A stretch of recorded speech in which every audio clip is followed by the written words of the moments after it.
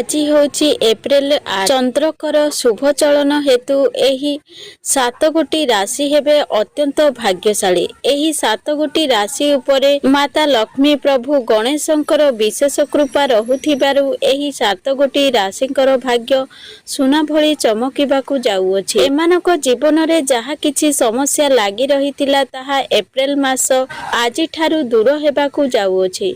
एमानकू मिलिबो एबे बड़ बड़ खुशीर खबर। हाथी ढालिब एमानक उपरे सुनार कलश बदली जीव एमानकर भाग्य।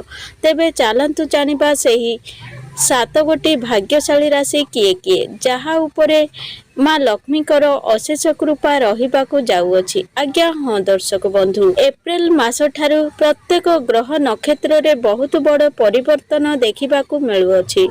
बुध शुक्र निजर राशि परिवर्तन करुथिबारु एही 8 गोटी राशि हेबे रंकरु राजा, भिकारी रु हेबे कोटिपति।